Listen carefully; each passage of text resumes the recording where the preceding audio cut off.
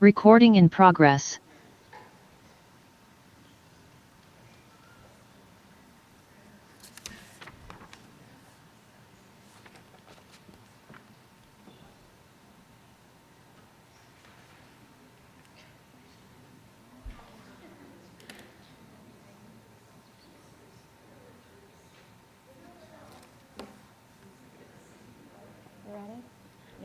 We're ready when you are. Okay, we're going to get started. Mayor Frida is delayed, so I'm just going to be filling in for him till he gets here. Raina, would you like to read the meeting notice? Yes. Notice of this meeting was provided in accordance with the requirements of the Open Public Meetings Act and the state regulations governing remote public meetings, including the time, date, and location of the meeting, and clear and concise instructions for the public for accessing the meeting and making comments. In addition, the agenda and all related materials were posted electronically and made available to the public on Princeton's meeting portal in advance of the meeting. Can we have a roll call? Ms. Perron-Lambros? Here. Ms. Niedergang? Here. Mr. Cohen? Here. Ms. Sachs? Here. Ms. Fraga? Here. Mr. Newland? Here. Mayor Frida is delayed. You have quorum. Councilman Cohen, would you like to read the land acknowledgement? Thank you. Yes. We gather today on the land of the Lenni Lenape. As members of the Princeton community, we aspire to show appreciation, respect, and concern for all peoples and our environment. We honor the Lenape and their indigenous caretakers and other indigenous caretakers of these lands and waters, the elders who lived here before, the indigenous today, and the generations to come. Could we stand and say the Pledge of Allegiance?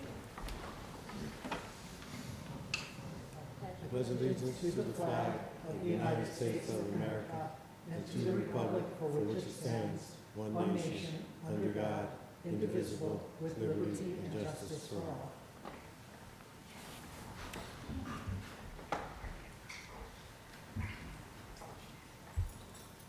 Okay, we have a proclamation. May is Walk and Bike to School Month, and Councilwoman Niedergang and Councilwoman Lambros are going to be reading our proclamation.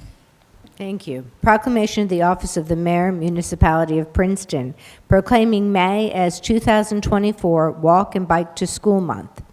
Whereas state and local governments and school districts encourage and promote healthy and active lifestyles for students and residents of the state of New Jersey, and whereas a lack of physical activity plays a leading role in rising rates of obesity, diabetes, and other health problems, and being able to walk and bike to school offers an opportunity to build activity into daily routine.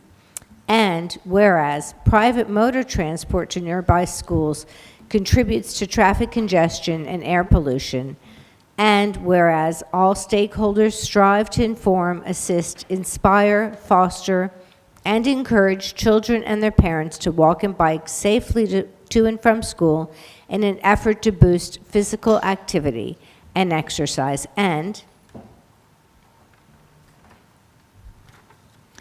whereas this commemoration shall provide an opportunity for students in Princeton to walk and bicycle safely to and from school with a strong effort to promote and encourage healthy and active lifestyles and to create safe environmental conditions for students and residents to walk and bike to school and around town.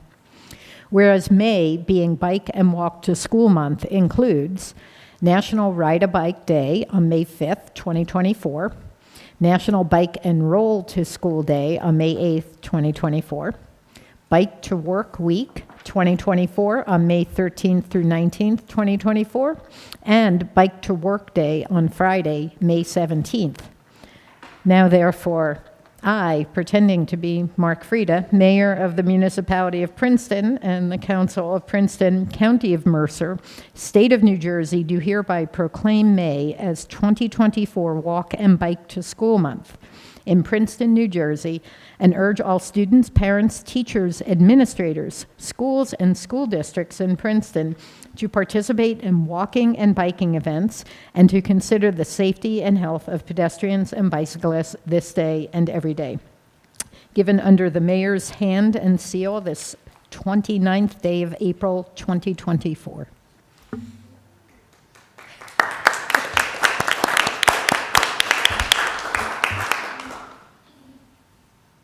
Thank you. Sorry to be late. I had a work engagement that I could not miss. Okay, so I think we have another proclamation now? Yes. Thank you, Leighton. Thank you, Mayor. Yes, we have another proclamation from the Office of the Mayor, Municipality of Princeton. This proclamation is in honor of the 55th Annual Professional Municipal Clerks Week, which begins May 5th and ends on May 11th, 2024.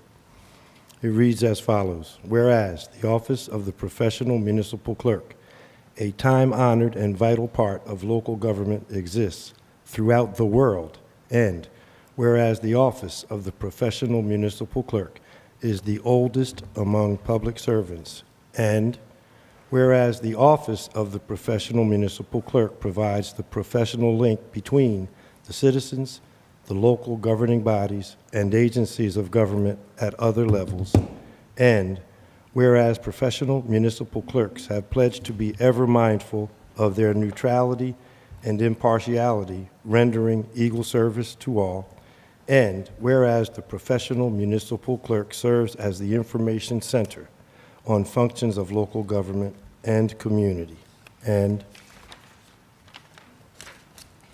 whereas professional municipal clerks continually strive to improve the administration of the affairs of the office of the professional municipal clerk through participation in education programs, seminars, workshops, and the annual meetings of their state, provincial, county, and international professional organizations. Whereas it is most appropriate that we recognize the accomplishments of the Office of the Professional Municipal Clerk. Now therefore, Mark Frida, Mayor of the Municipality of Princeton, and the Council of Princeton, County of Mercer, State of New Jersey, do recognize the week of May 5th through the 11th, 2024, as Professional Municipal Clerks Week, and further extend appreciation to our Municipal Clerk, Reina E. Harris, Deputy Municipal Clerk, Don Mount, and our administrative staff, Grace Ann Schweitzer Gatto and Alejandro Juarez, and to all professional municipal clerks for the vital services they perform and their exemplary dedication to the communities they represent. Given under his hand and seal this 29th day of April, 2024. Thank you. Thank you. Oh, we don't have to do that.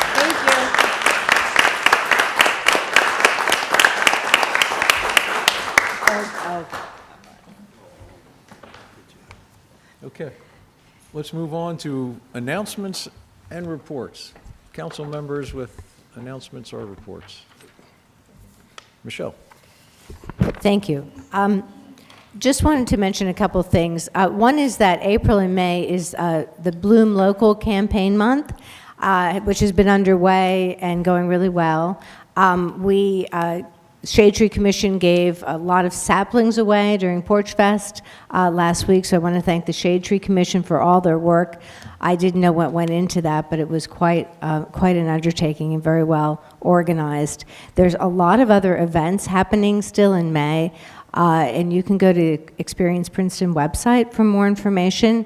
I do know that there is a sale coming up at Petronello Gardens, flower sale. And I also want to mention one of the other objectives to Bloom is not just the flowers and the saplings and the trees and the plantings, but it's also just a pride in ownership, a pride in our community, and striving to be kinder. And it's something that Leighton inspired us with. And there's a great new sign that came up to walk your wheels and take a walk with us. So it's really nice to see a lot of really good positive energy happening behind Bloom Local. So thank you to Craig Dinwoody Communications Director, and to Experience Princeton for all the work and all my colleagues. The second thing I wanted to mention, and today really reminded us, that pool memberships are available, and so you might want to start thinking about the summers right around the corner. So that's it. Thanks. Thank you, Michelle. Other council members with announcements? Layton? Thank you, Mayor. Good evening again. Announcement, next week there will be the Mental Health Awareness Month flag raising at Monument Hall on Tuesday, May 7th. Again, an awareness month for mental health month, awareness for Mental Health Month. The flag will be raised at Monument Hall on Tuesday, May 7th at 12 p.m. The event is open to the public and will be performed in conjunction with Princeton Integrated Behavioral Health Services and NAMI Mercer, that's a National Alliance for Mental Illness. The hope is that raising the flag for the month of May will increase awareness that mental health is part of overall well-being and that no one needs to manage mental health challenges alone. Princeton's Health and Human Services departments will be on site to promote the event. Thank you, Jeff Grosser, Roe, and the entire Human Services team. Thank you. Any other council announcements or reports? Yes, yeah. We had an amazing event over the weekend with our valued community partner, the Arts Council. So Layton, I just thought you might want to talk a little bit about that. Thank you, Madam President. Yes, I don't know if many or all or some of you were able to get out this weekend for what is becoming a great annual community building, song, dance, culturally enlightening event called Porch Fest. We had a group in front of our house at 230 Birch Avenue, and we worked in tandem with groups across the street from us. And I got a chance to ride around Princeton in the middle of the day to see what was going on at various venues. And what was amazing, we even had a patrol officer outside of our house, and the patrol officer was beaten to the sound of the music. It is an amazing testimony to the culture and the cultural awareness and the way we are striving to build community here in Princeton. So again, I look forward to Porch Fest next year, and I just want to thank the Arts Council and everybody who came out and participated to make Princeton the great city on the hill that it is. Thank you. Thank you, Madam President. Special thanks to Adam Welch and everyone at the Arts Council for making a really amazing day for the community. So, And just to mention, Princeton University is the largest financial sponsor of that event, and without the university's support, that event would not happen. So actually, Bernie and I had a chance to see a couple people from the university earlier today, and we just kind of made sure we made the point about, hey, your support is pretty critical to this community-wide event that so many people enjoy, to that happening. So, yeah. Okay. I'm sorry. I just realized since we're talking about one flag raising, I'm going to bring up another flag raising, which is a little bit away, but we will have the raising of the Pride flag on Friday, May 31st at noon at Monument Hall. So we'll remind you again, but just wanted to put that on everyone's agenda. Thanks. And we are also on next Tuesday, the 7th, having a Mental Health Awareness Month flag raising at Monument Hall at noon, I believe. Right, Jeff? I got that right? Sorry? At 12 o'clock, yep. Okay. Any others? Any other council announcements, reports? All right. Staff? Deanna. Thank you, Mayor. Just want to remind everybody in the public that we do have an open house on May 2nd at the Princeton Public Library to get community feedback on Heinz Plaza. So please join us May 2nd from 5 to 7 p.m. for that.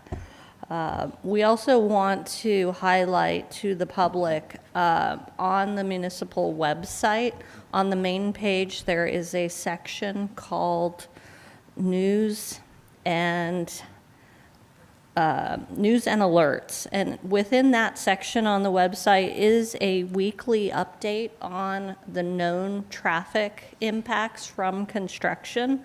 And so for this week, highlighted on that page, tomorrow, Chambers Street will be closed for some work related to the hotel. And then in next week's update, we will be announcing that there will be another closure of Chambers Street on May 10th, and that is for paving the roadway. And weather permitting, the idea is that the road will reopen before the date of May 17th that was established by ordinance. So, but we do want to highlight that with the public. I know it seems like there may be a lot of information that's not getting out to the public, but it's always available on our website. We keep it up, daily if we need to, if there's changing circumstances related to traffic. And then just a highlight from Sustainable Princeton. While we do have the group from Sustainable Princeton here tonight to talk about their recap, they had the second annual Party Like It's Your Earth Day celebration on April 20th. It's estimated that they had over 400 members of the community in attendance, and it was the first year that they partnered with the Princeton Public School District. So that was very exciting for them. They also have a project that's upcoming at the Battle Monument by our One Monument Drive building, where they are partnering with groups of neighbors to revitalize the garden beds that are around the Princeton Battle Monument, and that work will start next week. The idea is that the beds will be in bloom and established in time for the celebrations in 2026. So that is our update. Thank you. Thank you very much. Eve?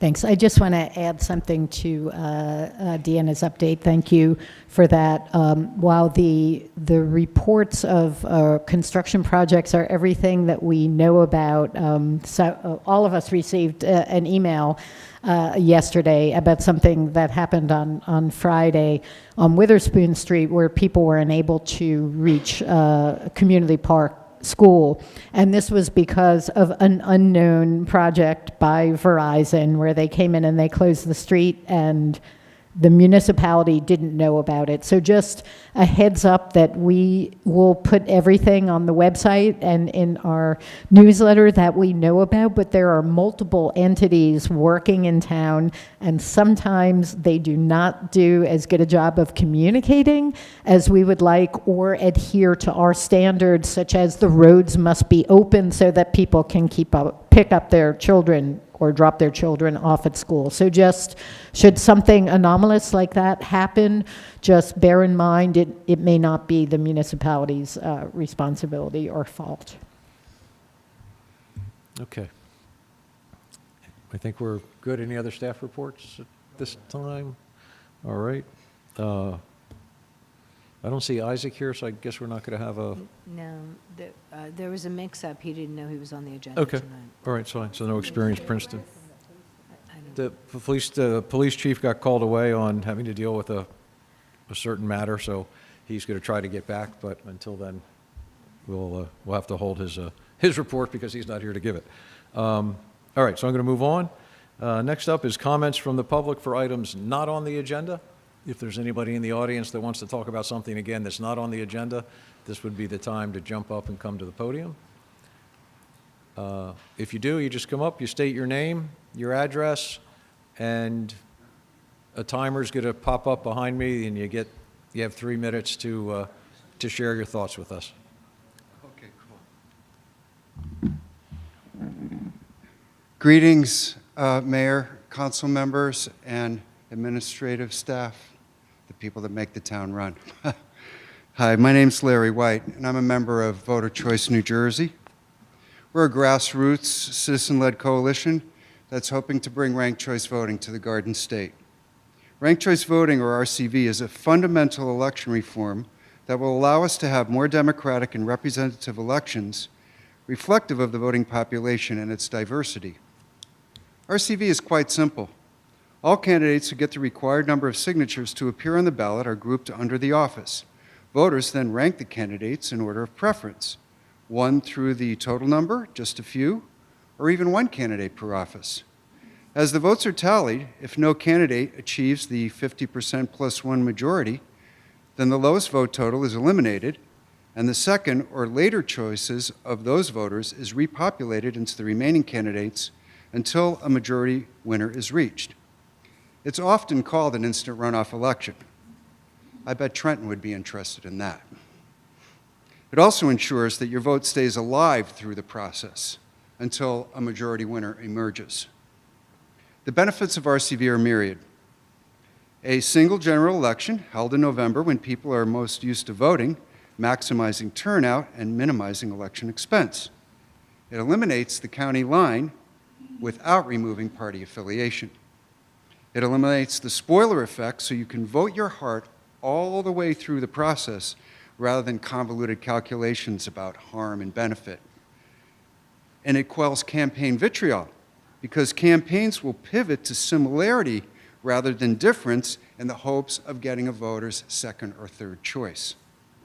If you think about the recent New York City mayoral election, Eric Adams positioned himself sort of in the middle policy-wise so that he was similar to the other popular candidates and managed to eke out a win through the middle of all of that. Increases the number of women and people of color to elected office, and decreases the power of county committees to anoint candidates that don't have popular support. Finally, it's fun to do. RCV is finding increasing support in the U.S. with Alaska and Maine fully on board, and other states coming online soon or using it in limited fashion. Australia and Ireland have been using it for over 100 years. There are currently bills in both houses of the state legislature that will allow permitted use of RCV for local and school board elections. Senator Zwicker is the principal sponsor of the bill in the Senate, and John Allen of Hoboken in the Assembly. The voters of a municipality must decide through referendum that they wish to switch to this voting method. I come to you this evening to ask that you pass a trigger ordinance that states that if Governor Murphy signs these bills into law, that you will put a referendum on the ballot the following November to ask voters if they wish to switch to RCV for local and school board elections. I need you to, you're about done? I'm almost done. Thank you. So we're asking for a show of support to demonstrate to the legislature that there's desire by the electorate to use this voting method and thereby gain votes for its passage. Now, we just got word today that Senator Zwicker is interested in... I need you to... Okay, I will we're done. finish. He's I need you to- introducing I this need you to on end. Yeah, May we're done. 16th. I apologize for taking No, we're good. too We're much good. of your time. We- Thank Luckily, you. we have all heard, and I don't mean any disrespect, but we just... I understand. But we are all very aware of the message, so thank you. Thank you. Yeah. Thank you very much. Yep.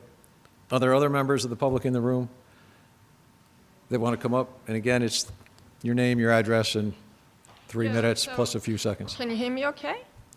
Just try to get close to the microphone, sorry. What? Try to get close to the microphone. Even closer. Ah, okay, now I can hear myself too. Yeah. So, my name is Monica Mefenkamp. I've been a resident in Princeton for over 10 years. And yeah, I'm here to support the ranked choice voting initiative. I grew up in Germany where we have a parliamentary system, and even after living 30 years in the US, this whole plurality, winner-takes-all system feels alien. And yeah, it's often obvious that it doesn't produce the results that the electorate really wants, because they're in ranked choice voting. Like Larry explained, there is, for example, not the problem of a third spoiler candidate, right? You just say, I like the spoiler, but that person doesn't come through. And then you have your second choice, and then that vote counts. So you don't lose your vote when you vote for the spoiler candidate. And there is a way, mathematically, objectively, to play through different scenarios and see what the different voting systems produce. And ranked choice voting simply produces better results that are closer to what the people really want. So I very much would like to ask you to work on a trigger ordinance like Larry described. So as soon as Governor Murphy gives allows ranked choice voting for local offices, Princeton will put a referendum on the ballot the next coming November after that happens, and then the electorate can choose whether they think ranked choice voting or plurality should be the way to vote for school board members, mayors, and so forth. And yeah, I'm very much in favor of that. I think it's a good direction to get better results, also a better feeling for like people knowing that they're represented in the way they want. They will never have the feeling of having lost their voice, because if the first choice doesn't come through, they can still influence the result of the election. So yeah, and the other thing is that, like Larry said, Senator Zwicker is supporting this. There is hope to get a law on Governor Murphy's desk in the summer. So the sooner you start working on that ordinance, the happier I am. So there you go. That's all I want to say. Thank you. There's a question? Do you have a question? Yeah, I think it's actually for our council. You make mention of the trigger ordinance. Is that the way to get a referendum on the ballot? We can pass an ordinance that puts a referendum on the ballot, or is it something that has to be done with signatures from the public, or are there multiple ways to do it? I'm just curious.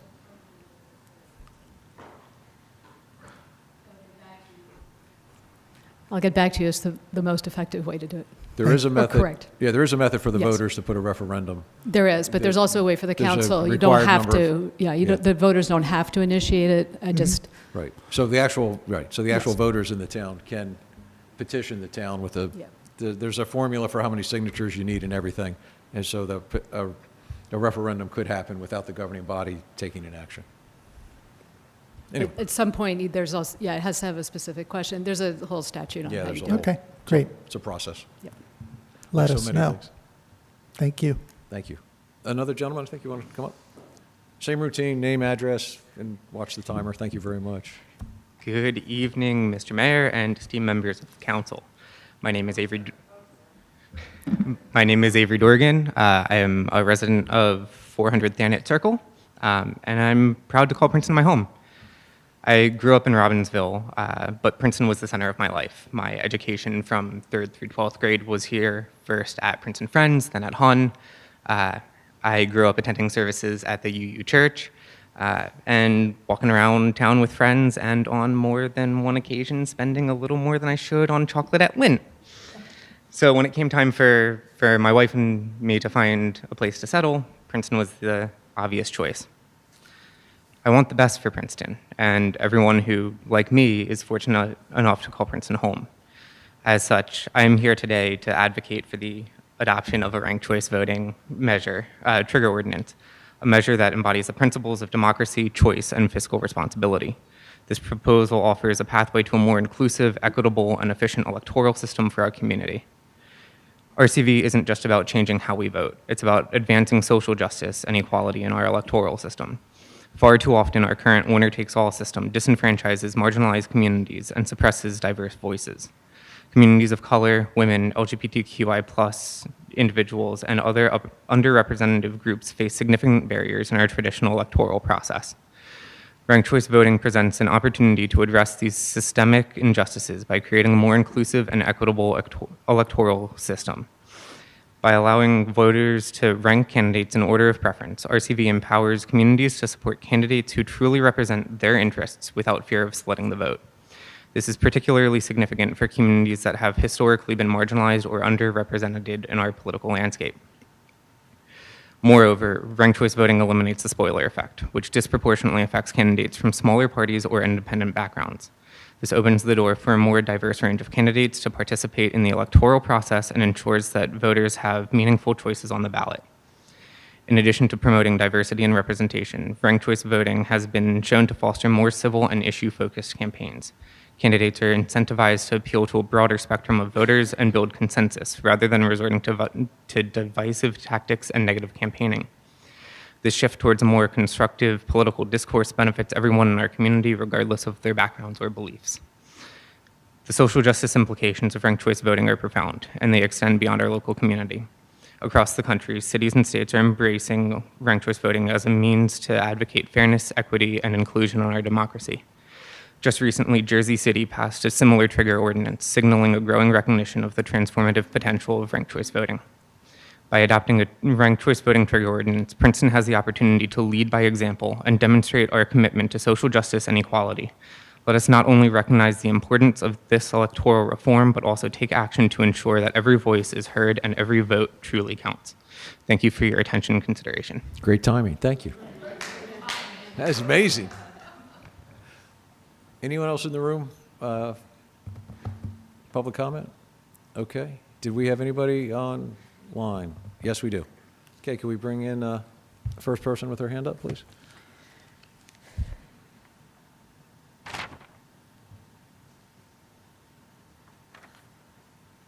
Okay. Yes, hello? Meredith? Yes, hi. Can you see me, or can you at least hear me? No, Adam, I think we need to turn the volume up a little higher. Looks. No. Yes, can you hear me? Could try it now. Hello, can you hear me? There we go. Now we can. Adam, it would be good to just bring it up a little higher. There we go. Okay, thank you. I have my camera on. If you can hear me, that's great. Good evening, Mayor Frida, council members, Princeton community, and future viewers of this meeting. My name is Meredith Murphy, and I come to you this evening with concern for the innocence of the community. It has come to my attention that a child experienced molestation with an accompanying threat should they disclose the abuse, committed by a faculty member at the Princeton Day School, and that faculty member continues to have access to children. Unfortunately, the Princeton Police Department did not conduct a victim-centered investigation, including further traumatizing the victim by requiring a duplicate testimony. The investigator circumvented the DCF Institutional Abuse Unit, interviewing the victim with no other witnesses present, when DCF requested the questioning take place when their investigator could be present. Instead, the police rushed the interview, traumatizing the victim, which required a full repeat of painful details. The victim provided an approximate date range of the abuse, but the investigator refused to proceed with the investigation unless the victim narrowed the date range. This may not have been developmentally appropriate, given that the young child was still learning calendar accuracy. This also was not victim-centered.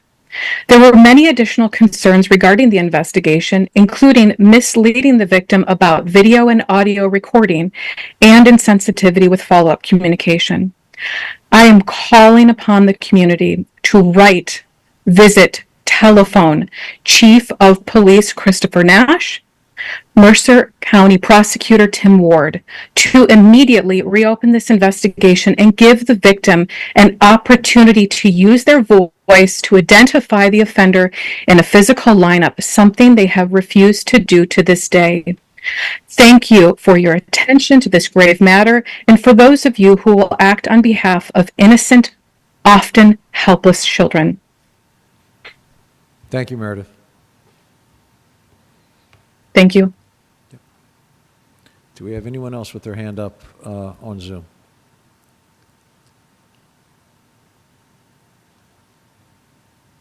All right. Not seeing any hands up. We'll close the comments from the public section of the meeting and move on.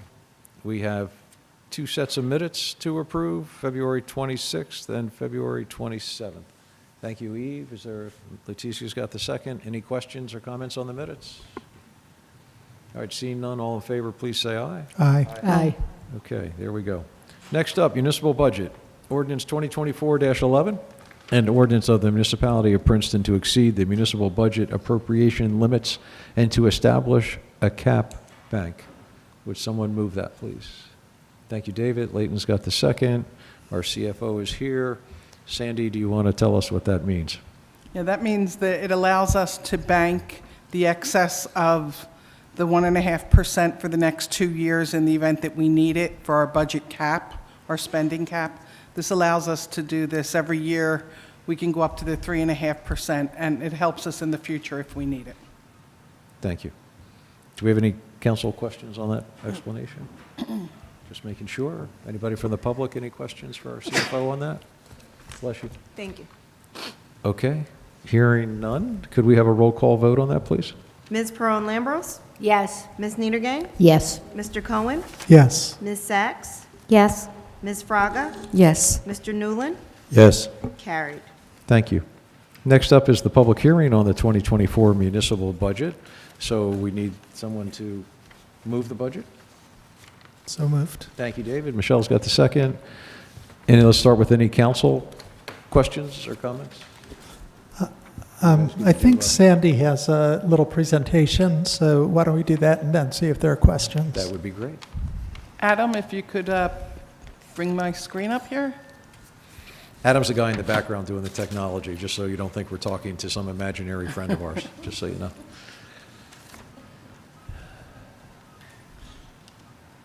Okay, so I'll start with the budget impact. So we have, our budget is going up a little over $1 million. We have about $931,000 of an increase in salary and wages. That's for both the non-contractual cost of living allowance plus the increase to the bargaining union members. It also includes a couple of new positions. It includes a fire chief position, and it includes the dispatchers that were authorized by council over, I guess, toward the end of last year. There's also a small increase in the other expense budgets, which we'll go through in some more detail, but it's all the, the same things we talk about every year. It's the pensions, it's the insurances. So, it's mostly what we mention every year. And I'll just chime in and remind everybody that the salaries for the dispatch were offset by savings in an agreement with an outside provider that was not salary. So it makes it look like it's a bigger increase than it actually was. And also just mention, if you do the math, this $1 million plus increase is about 1.4%. So it's, I just think testimony to the good work that staff did in trying to keep costs in check. Good way to put it. Yep. So we'll cut right to the chase. What does this mean for taxes? If you, the average assessed value is $853,000. This means your municipal portion is going to go up about $191, which equates to about $16 a month. If we add the library into that, it becomes $218, which becomes $18 a month. And we point out just the municipal because that's really the only one we have control over. We don't know where the school is yet. I don't know whether they've introduced their budget, and the same with the county at this point. So what drives this budget? We did a similar presentation at the introduction, so we really wanted to scale this down significantly. One of the biggest drivers on our revenue side is that we lost the ARP funding. We had it in the 2022 budget and the 2023 budget. So that's $2.9 million of revenue right off of our budget before we even start looking at anything. And, we've had some areas of what we did to mitigate that, which David will talk about in a later slide. And on the expenditure side, we have the police other expense budget going up quite a bit. During COVID, they struggled a lot to continue the vehicle maintenance, or not the maintenance, the replacement schedule for their police vehicles. So this is trying to bring them back to the level of where they would have been had COVID not prevailed. We have, again, the normal players, the group insurance, the workman's comp and liability, pensions are up again, and I know at the end of '23, council authorized the agreement with the Mercer County Improvement Authority, and that increased our recycling programs significantly as well. We also have a little over $1 million in debt service to cover a lot of the projects that we've authorized by bond ordinances. You authorize them, and then I have to find a way to pay for them and make that happen. And so I issued a note at the end of December for about $20 million so that we can move forward with financing on a lot of the projects.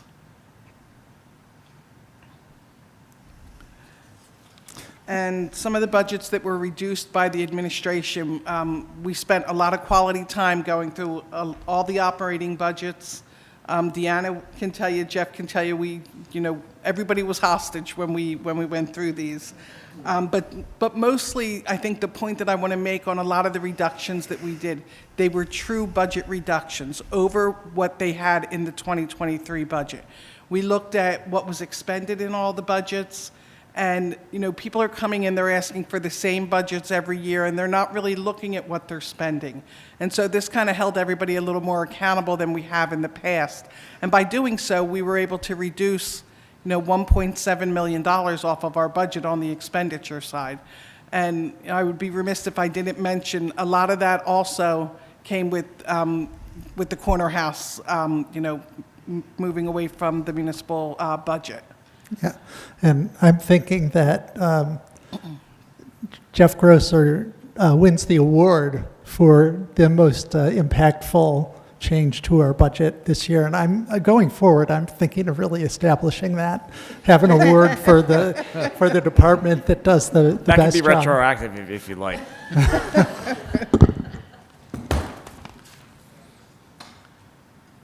And then these are some of the things that we did to mitigate a tax increase. Yeah, and I wanted to talk to this slide a little bit. The $2 million additional that we took from surplus, I just want to emphasize, we took that because the surplus was up, I think, over the $2 million. So it was available without eating into our credit rating. But I also wanted to mention that one of the reasons why that surplus was up was that we had filed some tax appeals last year with commercial property owners we felt were underpaying their taxes. And so, that's a really important part of what we do, on council and on the finance committee is to look for areas for new revenues, that won't hit the homeowners directly in the pocketbook. I also wanted to point out the $599,000 from Avalon Bay. That's a pilot payment. They're now occupying their property at Thanet Circle, and the pilots are starting to come in. And it's important to recognize that because those funds are sort of have been identified by council and by the finance committee as going to cover some of those extra capital costs that Sandy made reference to earlier. So our debt service is going up, but we're covering it with these new revenues that are coming from some of those development projects. So those are the two things I really wanted to emphasize. Yeah, and the one thing I wanted to mention also was interest on investments and deposits. I mean, we all, not only at the local level, but also personally, I mean, the interest rates have been, in the tank the last couple of years, and we're investing in the New Jersey Cash Management Fund, which we have not done in a number of years because just a few years ago, their rate was about 1%. So it just wasn't worth it for us. And now they've been up over 5%. So we're doing really well with the investments that we have and still making sure that we're conservative in what we're, and where we are investing. Okay. And this last slide is about non-discretionary budget appropriations. And it really brings us full circle because if you look at several of these items, which are well above, or up in the 10% plus range increase year over year. So these are the things that are state mandated that we really have no choice about. And when I say it comes full circle, I'm going to remind you that the total expenses for the year went up 1.4%. And when you look at these non-discretionary expenses and how much they went up, it just underscores again what a great job staff has done in tightening their belts and helping us to control costs. Thank you, David. Sandy, any other comments? That's it. Thank you. All right, let's see what questions we have. Mia? Not a question. I just wanted to thank Sandy for doing yet another phenomenal job this year of keeping the municipality in good financial shape with the AAA rating, and which allows us to borrow at very advantageous rates. Also, really want to thank Councilman Cohen, who took over as chair of the Finance Committee this year and worked with Sandy and David and Mark. And Sandy spent many days meeting with each department and going over what was essential and what was not. And so we really, all three of them, are very grateful for all three of them and all the work they did with staff to bring about this budget. So thank you. Thank you. Thank you, Mia. Thank you. Layton. Just wanted to echo what Councilwoman Sachs said and thank everyone, Finance, Dave, Mark, Sandy, and the team for getting into the weeds and keeping us out of them. Thank you. Thank you. Thank you. Eve. I just want to mention something that, first, yes, I echo everybody's thanks, Sandy, Mark, David, for really, bringing in a budget that, given the drivers of costs, is really extraordinary, and how little we're increasing taxes on our residents. I know that that's still painful for many people. But I just wanted, a little bit later in the agenda, we're going to be voting, or I think it's a resolution, approving a resolution. And this is, I just want to highlight this as an example of what we call unfunded mandates from the state. Sometimes it's federal. In this case, it's the state government.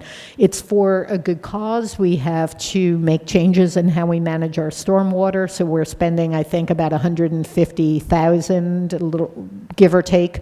It'll come up a little bit later in the agenda to change the grates on our sewer intakes so that we don't get more materials in our sewer system that then need to be expensively cleaned and removed. And we have to do that by 2027, so we'll be doing some this year and some over the next couple of years. But it's just one example of a small change in state law that requires us, over the course of a few years, to come up with $500,000. There's no money coming from the state for this. It's something that the municipality has to find money for, and we don't have a choice about doing it. And that's just one tiny example of many, many, many things like that come down. Again, in this case, I support this 100%. It's a really good thing for the environment, but it means that we have to ask our residents to cover these costs. So that is just to highlight how terrific it is that, given those unfunded mandates, that our staff, Sandy, Finance Committee, is really working hard to minimize and mitigate those drivers that come externally. So just wanted to give a little example. Thank you. Any other? Michelle? Sorry. A big thank you. It's always a pleasure to work with Sandy and the finance team. You do an amazing job, and so really appreciate everyone's belt tightening where we can. Someone asked me yesterday, as always, what can we do to lower our taxes? Everyone wants to lower taxes, but there are a lot of services that we provide to our community. We talked about mental health services and other services like our library. There's so much that we have to offer our community that, to just look at what we're raising taxes, it's really just a cost of living increase when you look at all of the unfunded mandates, all the prices going up.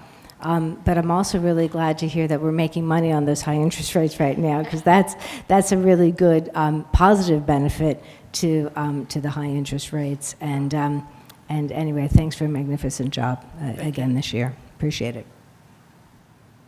Okay. So why don't we get to the public part of the discussion? If anyone in the room is here to ask questions or comment on the budget, this would be the time to do that. Okay, great. Is there anybody online on Zoom that has any comments or questions concerning the budget? All right. Adam, I see a hand up, if you could bring them in.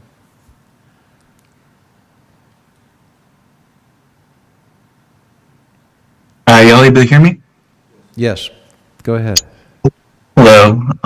Hope you all are doing well today. My name is Noah. I'm a student at TCNJ, and I'm just here because I was really interested in seeing how like Princeton is operating in terms of like how we're doing. And right now, I'm currently looking at the current fund appropriations for 2024, and I was kind of curious just about the appropriation, like some of the funding for some of the stuff going on. So I was just curious if you guys could maybe for a minute, just kind of expand on some of the increases in funding that's going on, if that makes sense. So I just want to make sure I understand the question. When you say increases in funding, do you mean increases in revenues, or you're asking about increases in expenses? Increases in expenses. Okay, so do you have a more specific question related to, I mean, we just gave a general overview of that, so I'm just trying to think what Yeah, I think one example that I was curious about, just because it's a big change in number, I'm looking at the police salary and wages on the public safety section of the current fund appropriations document. That's X3C. In 2023, the expended, cost of salary and wages was $4.885 million. And then the requested amount for salary and wages is $7.894 million, which is a pretty large change. So I was just really curious about that. So just to jump in real quick, part of what Councilman Cohen had said when he was going over the budget was we used to have a third party provide dispatch services, and we paid, or the projected expense if we had kept on to them was over $1 million. So we dropped that third party service, and instead we went out and hired our own dispatchers to work the dispatch desk to dispatch police, fire, and first aid. So that cost essentially got transferred from one line item into the budget, into the salary line item.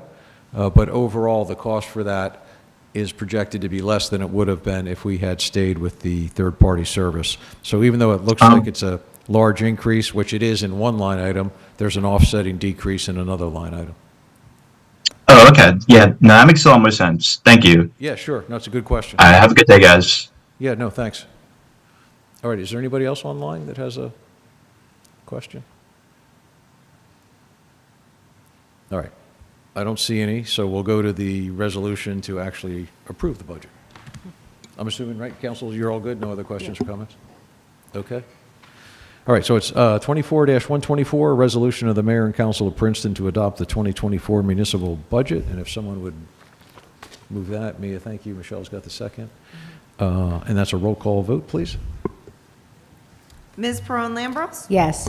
Ms. Niedergang? Yes. Mr. Cohen? Yes. Ms. Sachs? Yes. Ms. Fraga? Yes. Mr. Newland? Yes. Carried. Thank you very much.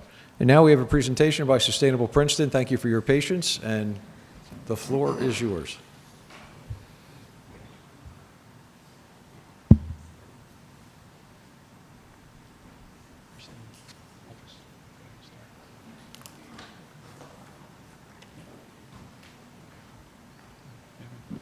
While we're setting up, Michael Chung from our Board of Trustees is going to make a few comments. Thank you, Christine. For those of you that I've not met prior, I do know some of you. My name is Michael Chung, and I'll just keep with past practice. I live at 17 Fisher Avenue in the Littlebrook neighborhood. My wife, Valerie, and I, we have a son who's a junior at Princeton High School, and as well a little one who's at the Princeton Cubs daycare. I grew up locally from Montgomery Township, and Princeton has always been near and dear to my heart. I just wanted to start by saying good evening, and thank you to Council and Christine for tonight's opportunity to represent Sustainable Princeton's Board of Trustees. I've been doing environmental and sustainability work for plus 20 years, locally and in New Brunswick where I work. And one of the things that I've learned is that the challenges that we face as a society and the opportunities we have as a community to lead in this area, not only in climate, but across the whole host of other complex issues, requires nothing less than the highest levels of collaboration and partnership. No one organization, no one team, no one business, no one individual can do it themselves and drive the type of change that we want to see. We're thankful for Council's desire to tackle these complex issues head-on, climate included. As it relates specifically to climate, I want to thank Council for integrating aspects of climate planning into Council's priorities and for trusting Sustainable Princeton to define North Stars and guide the municipality towards delivering the vision of Princeton's Climate Action Plan. I just want to close by saying that our collaboration and our results, the outcomes, make so many of us so proud, and like we say in my household all the time, it makes us so proud to live, work, and play in Princeton. And with that, I'll turn it over to Christine and the team to go over the Climate Action Plan update. Appreciate it, and thank you very much. Christine? Thank you. Yep. Thank you, Michael. Thank you, Michael. Adam, are you able to allow our presentation to be shared? I believe I am connected. Ah, there we go. Okay. Just a second to get oriented.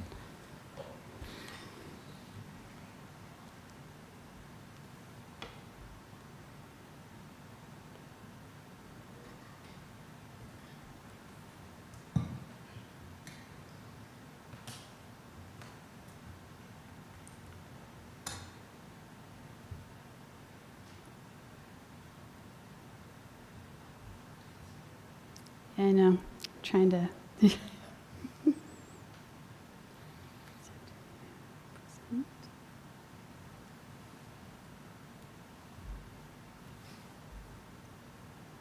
All right, well, it looks like it's not going to let me read my comments while I do this, but for those who don't know who we are Sustainable Princeton, and I'm joined here by my colleagues. I'm the Executive Director of Sustainable Princeton, and we are very pleased to be able to give our council and our town an update on where we are in our town's climate action plan. Our role was to unite community members to develop the goals and actions for the Princeton community to reduce its emissions and be better prepared for climate change.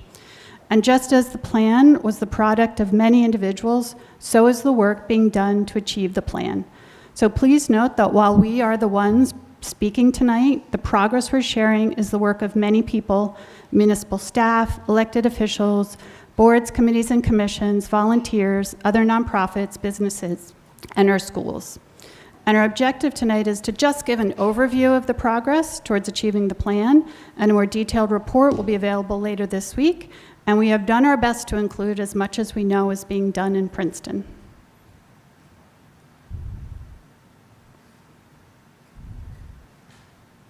So before I hand it over to my colleagues, I want to share the timeline that was established when the CAP was adopted in 2019.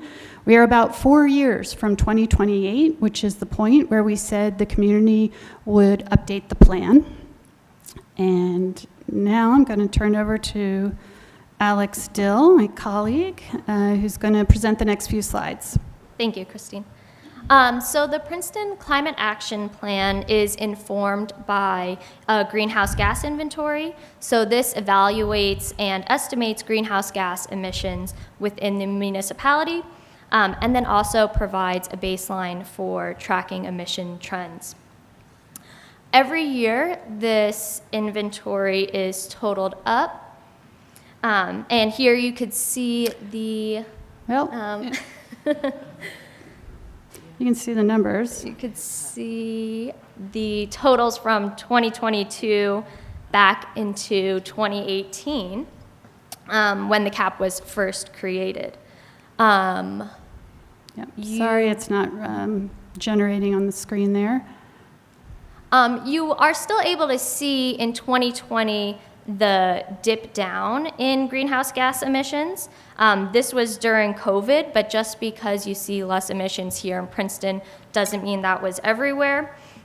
Those emissions could have been allocated differently as people switched from working in the office to working at home. It's also important to note that we don't want to have another pandemic just for the sake of reducing greenhouse gas emissions. We want to make consistent lifestyle and habit changes to maintain the greenhouse gas emission reduction. Then we have a chart that shows our observed greenhouse gas emission reduction compared to the Climate Action Plan goals. So these are 50% by 2030, 65% by 2040, and 80% by 2050. We believe that by taking all of the actions in the plan, we will be able to achieve these goals. The CAP was split up into 5 different categories, 13 objectives within those categories, and then those are further broken down into 85 plus actions. The first of which we'll go over a few updates is the energy category. This starts in our built environments with our energy efficiency in our homes and our buildings. So 493 Princeton households and 57 Princeton businesses have completed energy efficiency audits. This is expected to increase as the municipality is partnering with Sustainable Jersey and PSE&G to promote these energy efficiency programs. One of the completed actions is requiring large commercial buildings to benchmark their energy and water usage if they are over 25,000 square feet. This came from NJBPU, but Sustainable Princeton helped Princeton property owners complied with this requirement by holding a webinar with NJBPU. Another action that has a lot of progress is residential solar installations. So there's 313, which is a 73% increase since 2019. And this is promoted in many ways, one of which is the greenhouse tours that the Environmental Commission and Sustainable Princeton work on together, where residents can tour other sustainable homes in town. And the date for this year is September 28th, if you want to put it on your calendar. I will now turn it over to Christine. Yeah, and I want to apologize that the graphs aren't rendering here. The slides were in the packet, and you can look at that to see just how much progress there's been for solar installations in town. So I want to make sure you don't miss that. Okay, land use and transportation. So I want to preface the progress and highlights in this next section with a reminder about why land use and transportation is a section in the CAP, and that's because our built environment and how we get around are the biggest drivers of our direct emissions. And the vision of this section is for all Princeton community members to have access to safe, affordable, low-carbon housing and transportation.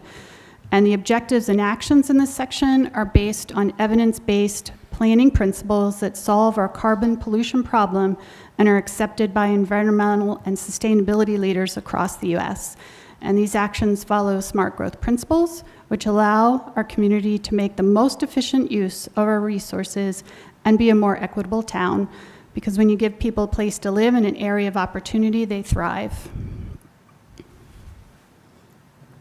So Princeton is expected to grow over the next decade, and if Princeton meets this growth with inefficient land use and transportation policies, per capita GHG emissions will increase.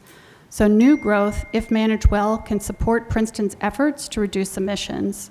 Land use policies that support location-efficient, pedestrian, and transit-oriented and mixed-use development represent major opportunities to reduce Princeton's greenhouse gas emissions.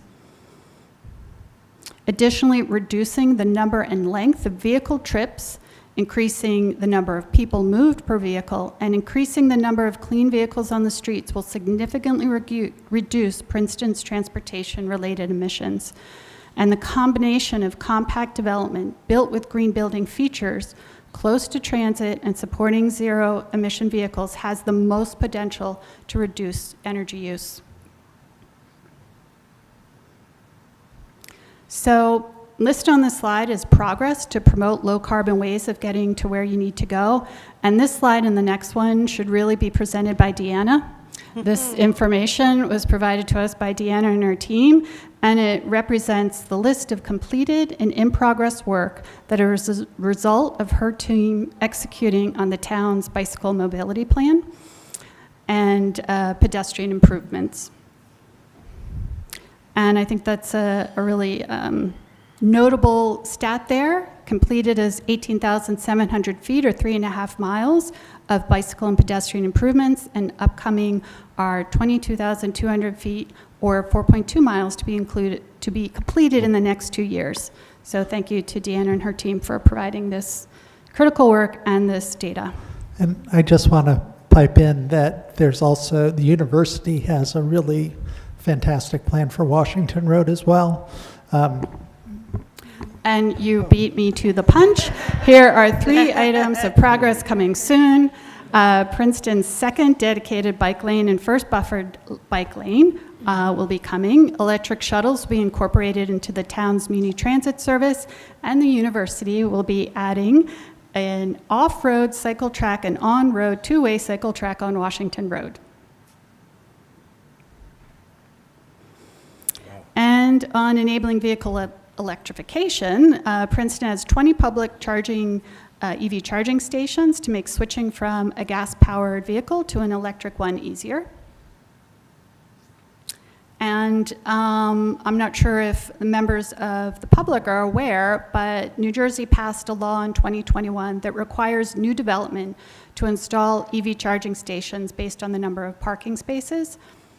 And so you will be seeing in new development, there will be EV charging stations because it is required by law. And before we proceed to the next CAP section, I do want to say that there is still work to do to make our community less car dependent. Some say we're not moving fast enough. However, I feel it's really important to recognize what has been accomplished.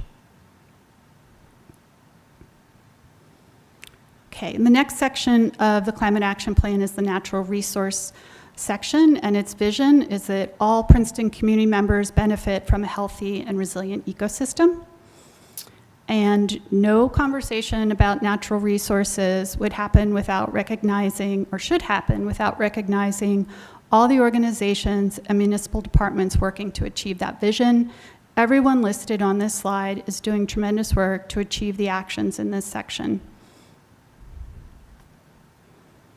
It's also important for the community to know that we're very fortunate to have a full-time arborist and open space manager. Having an arborist allows the town to devote resources and bring in expertise to take a data-driven approach to monitoring and stewarding our tree canopy.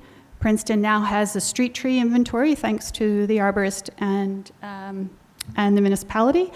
And that inventory is used to monitor and plan to maintain a healthy street trees. And later in this evening's agenda, I believe you are contemplating an urban tree canopy inventory, which sort of is the next step. You've got your street trees in an inventory, and now you need the rest of the trees in town. This is a big step for the natural resources section of our Climate Action Plan. And also notable progress is the preservation of the final land wind tract that happened a few months ago. And this helps to achieve the Climate Action Plan Action 6.4, which is to protect and expand connective corridors between habitats and open spaces. And our organization is working with the landscaping community right now to provide resources and opportunities to the Spanish-speaking landscaping community so they can participate equally in the transition to a more sustainable land, yard, and stormwater management practices. And I will now turn it over to my colleague Jenny Ludmer for the next 2 sections. Thank you, Christine. Princeton has also made 2 significant achievements within the materials management sector. The community vision of this sector, as you can see, is that all Princeton community members are aware of the carbon emissions of the resources they use. The first achievement we want to highlight is the cart-based solid waste system that Council implemented last year. That we like to call this a pay-as-you-throw system, and it's been very successful in reducing Princeton's waste, as you can see from this grant. Compared to 2021, 2023 saw 1,000 less tons of waste. So it's definitely something to highlight. The second achievement within this sector is pointing out the Food Scraps pilot program that was launched last fall. Princeton now has 2 different drop-off sites, and just within the first 5 months of that program, 5 tons of food scraps were diverted. That's the equivalent of 2.7 metric tons of carbon dioxide equivalent. And you can visualize that by thinking about for every 5 tons of food scraps, you're planting 45 tree seedlings and letting them grow for 10 years. So it's something to recognize. Moving on to the resiliency sector, Princeton has also made a lot of significant progress that we want to point out. The community vision of this sector is that all community members are prepared for the impacts of climate change. The first achievement to note is the climate change-related hazard vulnerability assessment that was included in the master plan. This is an important step to identify the priorities and better prepare to respond to our extreme weather events. The Princeton Engineering Department, once again, is heavily engaged in stormwater analyses, and this includes the mapping efforts as well as moving through phase 2 of the stormwater utility feasibility study. Both of these are efforts to manage our stormwater more responsibly within Princeton. And then, of course, we want to highlight some key staff. The Princeton Health Department has brought in a local outreach coordinator, which is an important position to reach our vulnerable populations, another key piece of resiliency in the Climate Action Plan. And with that, I will hand it back to Christine.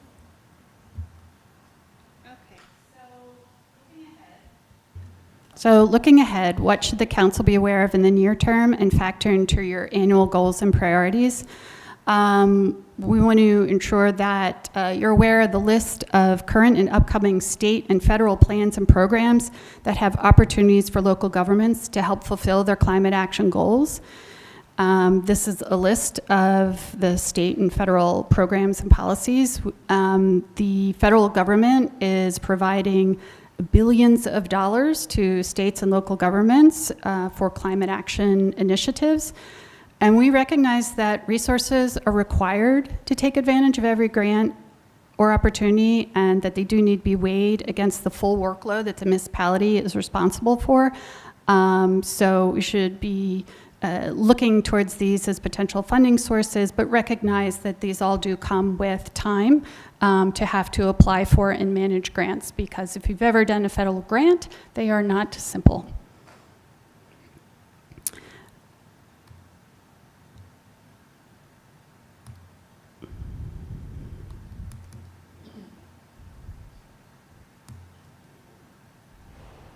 All right. It's not forwarding, but I will just close by saying, you know, we have a couple of things that we think the town should look at when it updates the Climate Action Plan in 2028. And one is to really look at the key performance indicators that are in the plan. When the plan was adopted, many of those KPIs weren't established. There was so much that we didn't know in order to create what those KPIs should be.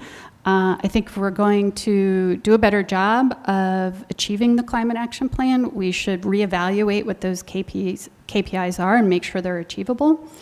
Things have changed since those actions were developed and who is assigned as the leader, and so we should look at those actions and determine who should be the organization taking the lead on those actions. We should keep our emission goals aligned with what the IPCC says we must do globally to avoid the worst impacts of climate change. IPCC is the Intergovernmental Panel on Climate Change. Other things we recommend is perhaps adding a per capita emissions goal to the climate action plan. Right now, that 80% by 2050 is not based on how many people are in Princeton, but other climate action plans that towns are adopting do include per capita goals. And we should evaluate what the environmental justice priorities are of our community, incorporate them better into the plan. So before we get to the questions, if you have any, I'd like to end with an acknowledgement that as a community, we are experiencing a time of great change at a global, national, and state level, all the way to our own neighborhoods, and more changes coming. And my colleagues and I are committed to helping our town achieve our climate action goals in a way that really brings out the best in one another and ourselves. So thank you. Thank you very much. Let's start off with council questions or comments. Okay. Were there any great questions you were hoping we'd ask that you have an answer for that we... I just want to make sure we cover everything you want to cover. I was expecting David would ask me the same question he asks every time, which is, if we were to update the plan, like, do we need to wait 4 years? What should we update? So I don't know if that's still a question or if I adequately answered that the last time you asked it. Well, I mean, I think it was clear that you're envisioning doing that with the 2028 evaluation. So I think that's really right around the corner. So we probably, and you have started working on it in a way by making the suggestions you've made. We did talk about a per capita metric even when we were doing the original action plan, and I think that's a really good idea. But I guess, the other thing I would be interested in thinking about is when we initially did this, it was all supply side, right? And not demand side. Right. Well, it's Scope 1 and Scope 2 emissions. So Scope 1 and Scope 2 emissions are direct emissions from the activities within our boundaries and from the emissions from the power generation in our community. It does not include Scope 3, which is the upstream emissions from all of the goods and services we consume. And so you could look at a per capita emissions that includes Scope 1 and Scope 2, or you could also include Scope 3. Yeah. And that is really, Scope 3 emissions really involve, individual habits and organizational habits of how you consume goods. And there's a little bit less that a local government can do to make that change. That's really individual change. Local government has more ability to affect the Scope 1 and Scope 2 emissions. Mostly Scope 1, somewhat Scope 2. For sure. Yeah. But the action plan is not just a government document. As we all know, it's a community document. And I think it's well worth thinking about how we can better educate residents. And, I would love to see us enhance it in that way. Thank you. Eve. I don't have a question, very atypical, but I do want to say, I have a bunch of questions about the community solar. I'm saving up for that. I just want to say thank you to everyone on Sustainable Princeton staff and board. Everything that, so many of the things that I do, I rely on you guys to educate me, to provide data, to provide support, to provide counsel, to work with the community. I mean, this is such an important partnership that we have. It is really just absolutely crucial to everything we do on the kind of sustainability and environmental front. And just want to say to everybody, just thank you for all you do. And I never feel like, we're alone in this. We always have, you to call on. And so many things. So just a big shout out of appreciation. Thank you. Michelle.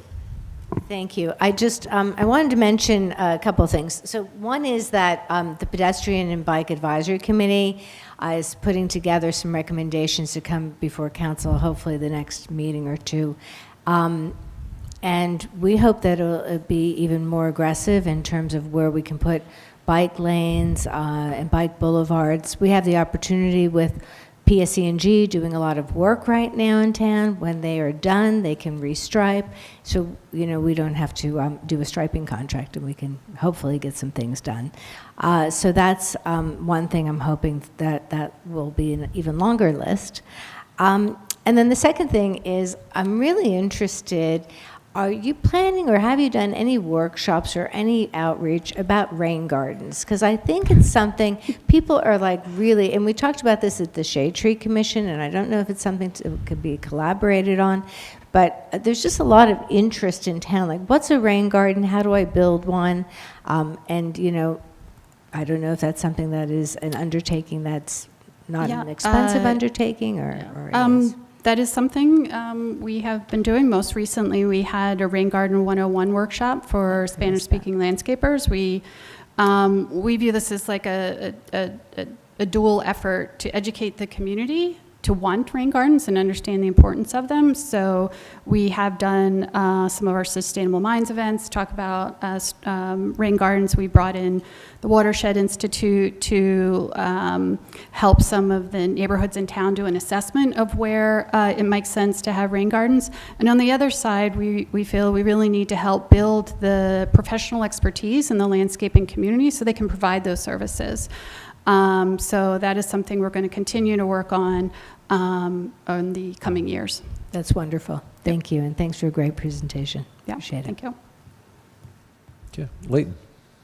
Oh, I'm sorry. I just want to also say that to congratulate you and acknowledge that Sustainable Princeton and the work that you do always seeks to acknowledge equity, social justice, and environmental justice. And you pay attention not to just some neighborhoods, but all neighborhoods in Princeton. And the difference that you make in people just understanding the importance of sustainability and climate change has been intense and intentional. And it really is appreciated by the people in Princeton, and I know particularly by mayor and council. Thank you. Thank you, Leighton. And thank you for being a leader and showing us why it's important to incorporate equity into our work. Also, a little sneak preview, we'll be sharing with the public. We did just get a grant to install 20 downspout planters in our underserved communities, and we'll be working with Leighton, Princeton Community Housing, and Housing Initiatives of Princeton to install some downspout planters to help with stormwater runoff. Thank you. Sure. Mia.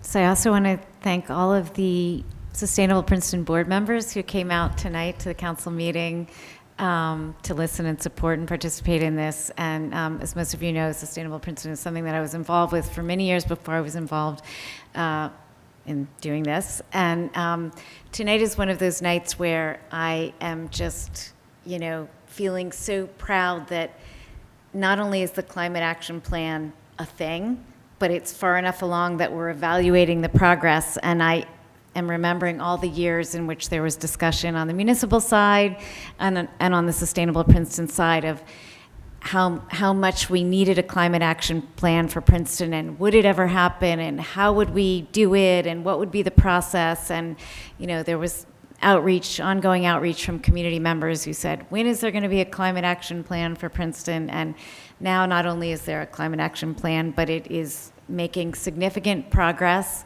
Thanks to the staff and the board members of Sustainable Princeton who are ambassadors in the community for sustainability, and the staff members who are really the glue within the municipal operation who are able to help us to connect and prioritize sustainability throughout all of our municipal operations. And we're so grateful, as my colleagues have said, that we can rely on you, and that takes the form of daily phone calls, emails, and you know, really, you just We are so appreciative, and I am so excited that we are making really remarkable progress with the climate action plan, and that we're already even talking about the next climate action plan. So it's just an encouraging moment to know that sometimes dreams do come true. So thank you, Christine, in particular. So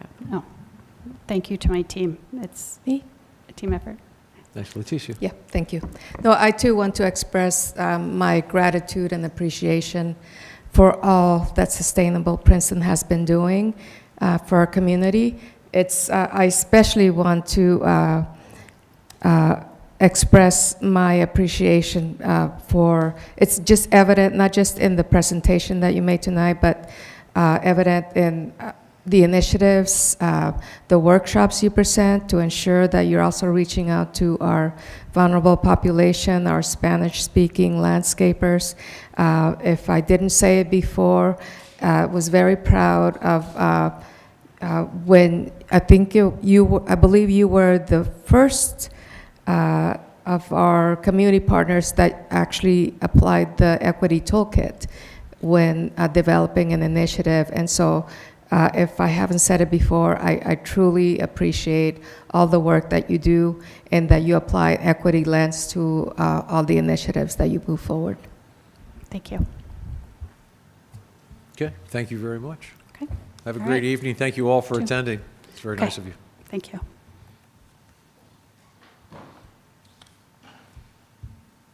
Okay. Now we have a number of public hearing on a number of ordinances. First up is ordinance 2024-20 and bond ordinance amending bond ordinance number 2019-21 of Princeton in the county of Mercer, New Jersey, finally adopted May 6, 2019. Would someone like to move that? Thank you, David. Eve's got the second.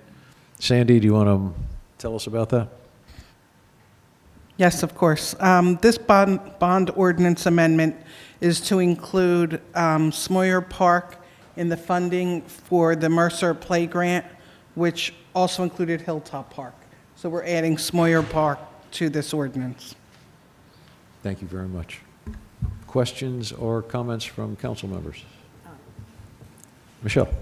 Yeah, so that will include an adaptive playground for Smoyer Park that the Mercer at Play money can be stretched to, so that will be coming before council soon. Thank you. Any other council questions or comments? Anyone from the public in the room that wants to comment on this one? All right. Anybody on Zoom that wants to comment on this? All right. Seeing none, we'll close the public hearing and a roll call vote. Ms. Perron-Lambros? Yes. Ms. Niedergang? Yes. Mr. Cohen? Yes. Ms. Sachs? yes. Ms. Fraga? Yes. Mr. Newland? Yes. Carried. Thank you. Ordinance 2024-21, ordinance by the municipality of Princeton concerning probationary terms and promotions within the Princeton Police Department and amending Chapter 26 of the Code of the Borough of Princeton, New Jersey, 1974. Leticia's got the motion. David's got the second. Council questions or comments? All right, seeing none. Any public questions or comments in the room? All right, anybody on Zoom with a question or comment? All right, seeing none, I'll close the public hearing and another roll call vote, please. Ms. Perron-Lambros? Yes. Ms. Niedergang? Yes. Mr. Cohen? Yes. Ms. Sachs? Yes. Ms. Fraga? Yes. Mr. Newland? Yes. Carried. Thank you. Ordinance 2024-22, an ordinance by the municipality of Princeton regulating loading zones and parking on Chambers Street and amending the Code of the Borough of Princeton, New Jersey, 1964. Layton's got the motion. Leticia's got the second. Council questions or comments? All right, seeing none. Anybody in the room with any questions or comments? This is basically us sending Chambers Street back to two ways, right? Yes, so for people who were taking bets about whether it would actually happen when they said it would happen, it now has to happen. Yeah. Yeah. Yeah, And as Deanna said earlier, it's likely to happen a few days early. Right, and this is We'll see. this is reestablishing the loading and parking zones Yep. when it's a two-way roadway. Okay. Was there anybody on Zoom that had a question or comment? All right, seeing no one, I'll close the public hearing, and we could have a roll call vote, please. Ms. Perone Lambros? Yes. Ms. Niedergang? Yes. Mr. Cohen? Yes. Ms. Sacks? Yes. Ms. Fraga? Yes. Mr. Newland? Yes. Carried. Thank you. Ordinance 2024-23, an ordinance by the municipality of Princeton regulating motor vehicles and traffic, and specifically the exclusion of trucks over 4 tons from certain streets and amending the code of the Borough of Princeton, New Jersey, 1974. Is there, Eve's got the motion, Michelle's got the second. Any questions or comments from council? I do have a question. Is the municipal bus a 4-ton? Because I know that they're, yeah, okay. All right. Yes, it is over 4 tons, and they have been directed to utilize Elm and Okay. 206. All right, yeah, they're still cutting. Okay, this is a good step in the right direction. And this was in response to neighbor outreach from that neighborhood about through traffic, so I'm glad we're doing this. Yeah, thank you. Okay. Any public questions or comments? Nobody in the room? Anybody on Zoom? Questions or comments? All right, seeing none, I'll close the public hearing. Roll call vote, please. Ms. Perone Lambros? Yes. Ms. Niedergang? Yes. Mr. Cohen? Yes. Ms. Sacks? Yes. Ms. Fraga? Yes. Mr. Newland? Yes. Carried. Okay, ordinance 2024-24, an ordinance of the municipality of Princeton authorizing license agreements for Hermes of Paris, Inc. and Faraday Clothing for Block 20.06, Lot 87.02. Gotta let Michelle do this one. let me move that. Wait a minute, let me finish. Princeton tax map pursuant to NJSA 4812-1, et cetera, et cetera, et cetera. Michelle, were you making a motion? Thank you ever so much. I wasn't sure. Is there a second? David, thank you very much. Council, questions or comments? All right, none. Anybody in the room with a question or comment? All right, anybody on Zoom with a question or comment? Seeing none, we'll close the public hearing. Roll call vote, please. Ms. Perone Lambros? Yes. Ms. Niedergang? Yes. Mr. Cohen? Yes. Ms. Sacks? Yes. Ms. Fraga? Yes. Mr. Newland? Yes. Carried.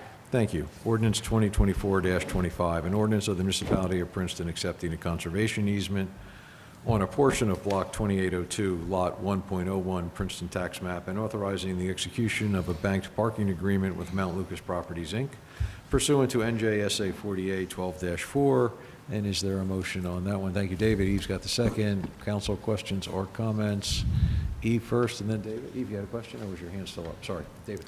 Yeah, I just wanted to comment that this conservation easement, this is the property that some may have noticed is under construction along Poor Farm Road and Mount Lucas. It was developed, I don't know, 30, 40 years ago, and was supposed to have a conservation easement on a portion of the property, which never got filed. So this is rectifying that. This easement goes back to the 1990s when Commodities Corporation developed the addition to their building. Okay. And agreed to conserve that back property. Okay. And the other piece of it is this bank parking agreement. We really like to see these at the planning board whenever somebody doesn't need as much parking as the ordinance says they need. They can say, well, if we don't need it, but if it turns out we do need it, we'll put it here. And it just reduces impervious coverage. It's a win-win, both for the applicant and for the municipality, so. Other council questions or comments? We'd just like to add that when we bring our parking requirements into what they should be, that we won't need this sort of banked parking arrangement anymore. May still occasionally need it, but. Okay, thank you for that. Okay, anybody in the room with questions or comments? Anybody on Zoom, questions or comments? All right, seeing none, we'll close the public hearing. Roll call vote. Ms. Perone Lambros? Yes. Ms. Niedergang? Yes. Mr. Cohen? Yes. Ms. Sacks? Yes. Ms. Fraga? Yes. Mr. Newland? Yes. Carried. Thank you very much. Which resolution affects, I'm trying to figure this out. You guys are all here for one of the resolutions, right? Which one is it? Sorry. Somebody help me. Huh? Yes. Yeah, which number is that? 24-130. 130, okay, let's just jump right to there. so you Thank guys you. don't have to keep sitting here. Sorry about that. No.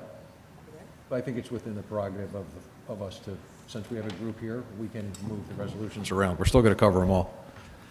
So we're going to do 24-130 first. 24-130, resolution of the mayor and council of Princeton reaffirming Princeton's participation in the ACEOS cooperative pricing system and ACE Plus program for renewable energy consulting services, awarding consulting agreement to Gable Associates, Inc., and authorizing issuance of a request for proposals for community solar developers.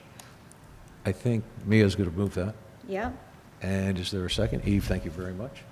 Questions or comments from council members? David? Yeah, this is a question. I know we've tried previously to get a community solar agreement. It was a pilot program, which has now rolled into being a permanent ongoing program.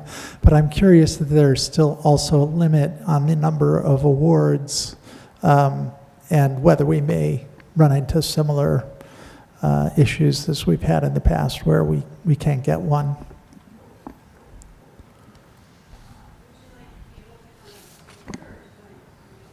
I think the microphone is, yeah. I don't, this is my only question, so I don't think it'll be. Hi, good to see you. Good in to person see you too, yes. instead of on Zoom. So yes, a few years ago, we wanted to enter the pilot program. I'm sorry. Yes. Just, yes, get the microphone close because the people on Zoom Sure. can't hear you. And then just, if you'd introduce yourself. Yes, I'm Belle Gable. I'm a senior associate with Gable Associates. A few years ago, Princeton did attempt to get into the pilot community solar program. Now the BPU has moved to the permanent community solar program, which instead of doing a competitive application process, as in the pilot, they are instead doing a registration period. They open for a month about, and the municipality or the provider, whoever else, can apply during that period. So it will be a different situation than in the pilot program. Fantastic, thank you. Thanks. I do have some questions about how this works. So reading this, it seems like it's a competitive program in which Princeton may or may not get a chance to do this. Could you explain a little bit about, like, what is the level of competition? Are there, 100 municipalities competing for 3 spots, or is it, 99 municipalities? Is the expectation that we will get this, or? Yes, the expectation is that we would get this. We are planning on doing the whole RFP process, which is in the resolution, which would result in, I believe, very competitive level of savings. And since that is the main consideration for the BPU, I feel confident that we would be either able to apply and succeed, or through an alternate method, we could also partner with an existing program where we wouldn't need to do the application process at all. So we're leaving the option open for both those paths. Okay, thank you. And my second question is, can we, in the process of looking for a solar installer, focus on equity issues and make sure that if there are solar installing companies that are women-owned, owned by people of color? I mean, that was something, there was a lot of equity in the proposal, and I appreciate that. This was one place where there wasn't any reference to equity. So whatever we can do to get the word out, it would be great to really have that, have equity reflected in that effort as well. Yeah, absolutely. And once we get into designing the RFP, we can include those kind of requirements or extra points for any proposers. Thank you. Any other council questions or comments? Okay. It's been moved and seconded. All in favor, say aye. Aye. There you go. Thank you very much for hanging out so long. All right, jumping back up to the top of the list.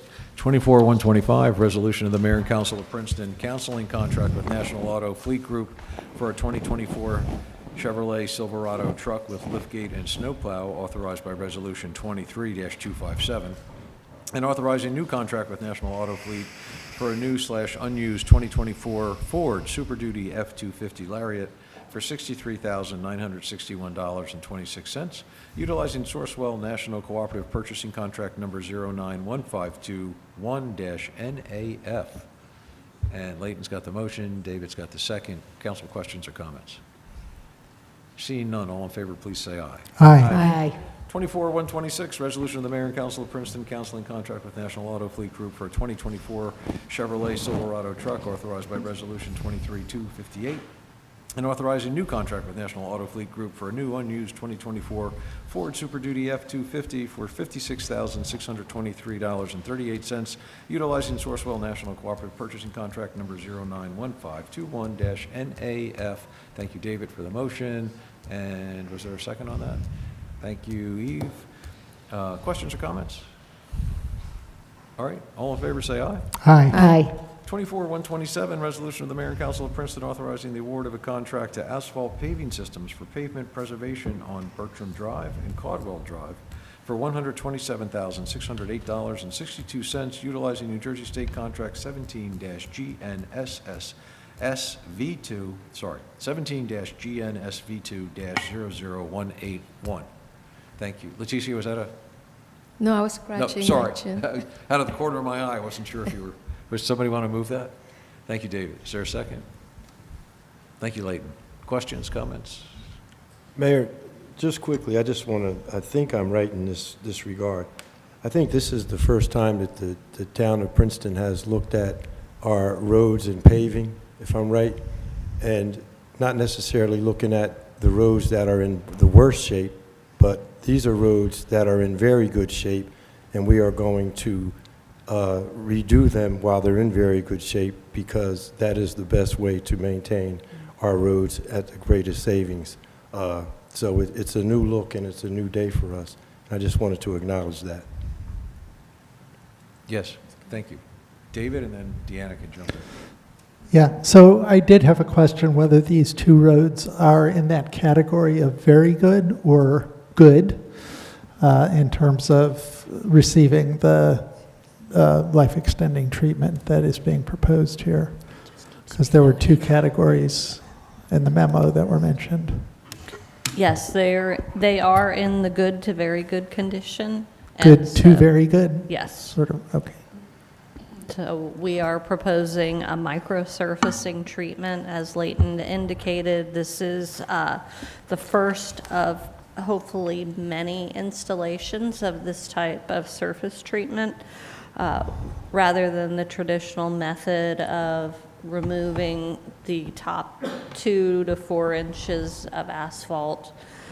We are leaving that in place and then putting a thin layer over the top, which is a mix of materials and stone, which will improve rideability as well as extend the pavement life for those roads, so that the idea is that the major reconstruction work, whether it's a heavy mill and overlay or a full reconstruction, can be put off for a longer period of time. And we're able to do this now because we went through the roadway condition inventory last year, and that data that was produced out of that inventory is able to inform what we do, in addition to the other methods that we've used in the past, looking at where we have additional potholes, where we need to do underground work, that type of thing. Yeah.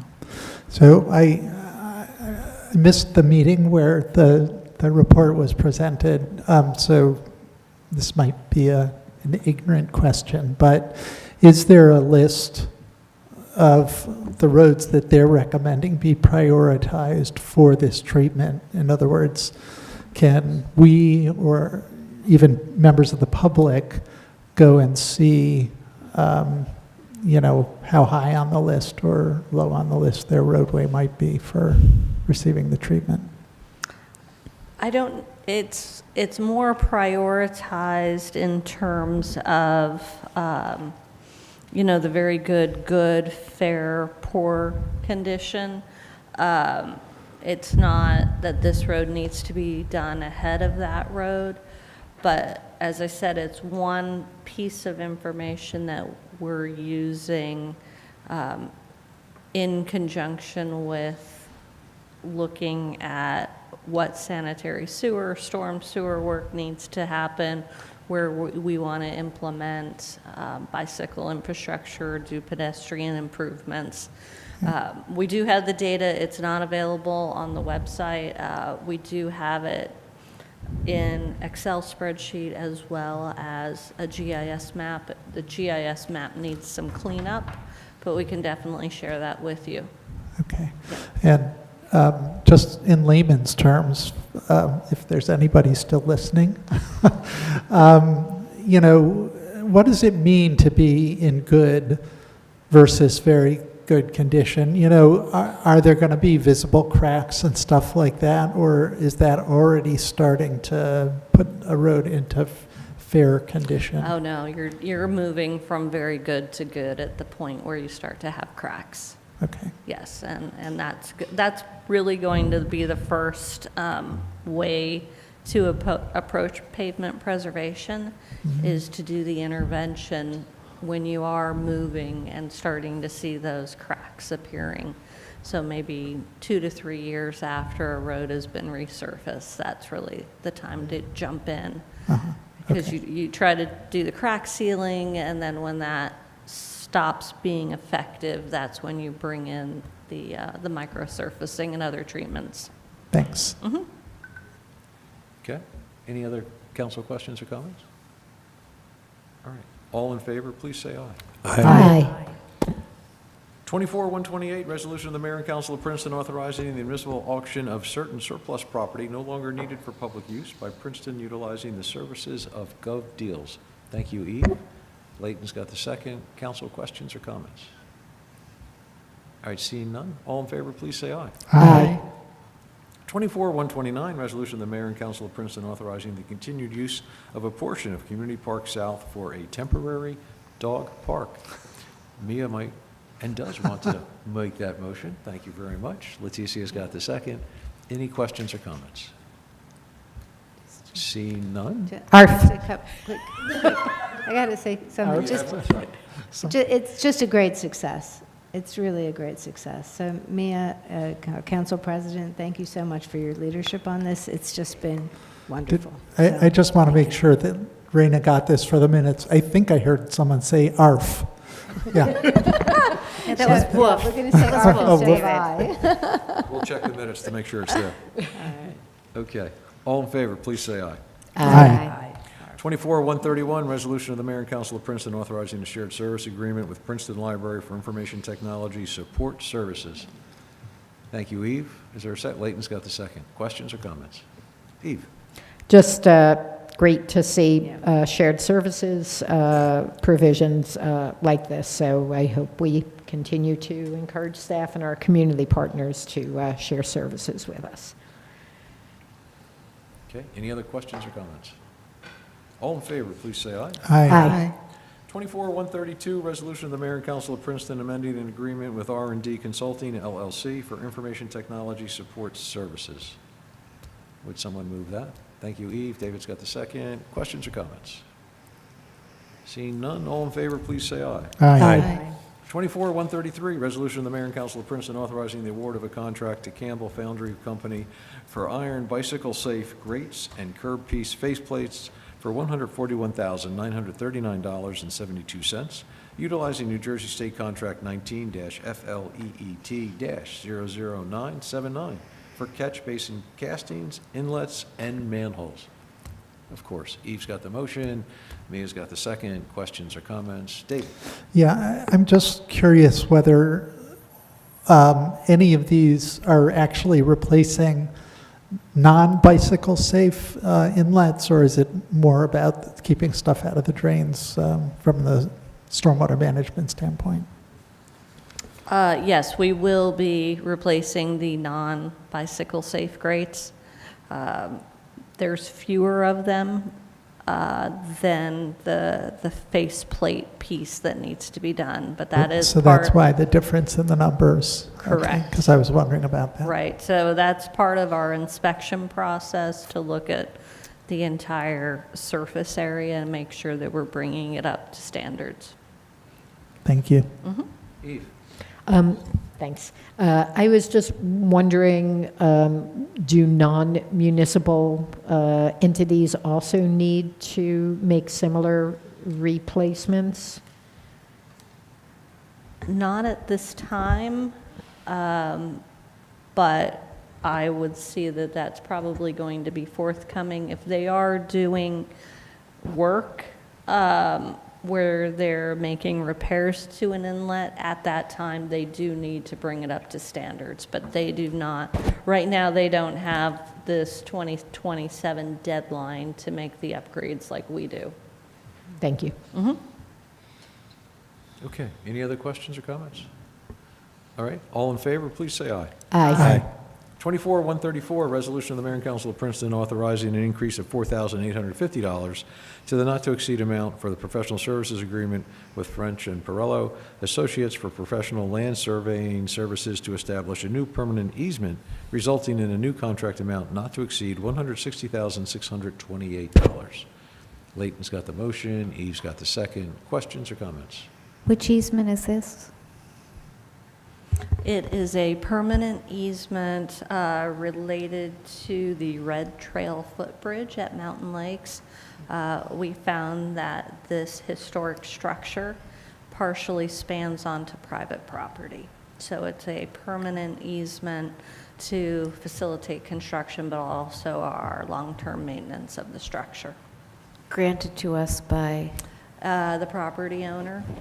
We will be working through the details of the easement itself, but this work is to allow our surveyors to put together the necessary maps and description of the land. Okay, great. Good question. Any other questions or comments? All right, all in favor, please say aye. Aye. 24-135, resolution of the Mayor and Council of Princeton authorizing shared service agreement with the Township of Hamilton for clinical health services not to exceed $4,000. Thank you, Leticia. Was there a second? Layton, thank you. Questions or comments? All right, seeing none, all in favor, please say aye. Aye. Aye. 24-136, resolution of the Mayor and Council of Princeton authorizing change order number 1 to the contract with Seagrave Fire Apparatus LLC for a Seagrave model TVO HCT Murata 95-foot aerial scope, non-quint, for an increase of $5,851, resulting in a new contract total of $2,186,288. Is there a motion? David, thank you for the motion. Oh, sorry, actually, Michelle made the motion. David has the second. Questions or comments? Which one is this? Is this the one that we're getting some assistance from the university Yes. for? This is the tower Okay, truck. this is Right. the The big one, the tower one. truck. the big Yeah. one? Big truck. Okay. Yeah. The big truck. The big Yes. truck. Yeah. Of many big The trucks. technical Which is- term. An which even is- bigger truck. Which we actually got, we're going to get earlier than if we had ordered it now and waited because somebody canceled a contract, so. Got it. Good. And Okay. it's good we're getting assistance. Yep. Any other questions or comments? All right, seeing none, all in favor, please say aye. Aye. Aye. Okay, 24-137, resolution of the Mayor and Council of Princeton authorizing the award of a professional services agreement to Davie Resource Group for an urban tree canopy assessment for an amount not to exceed $45,500.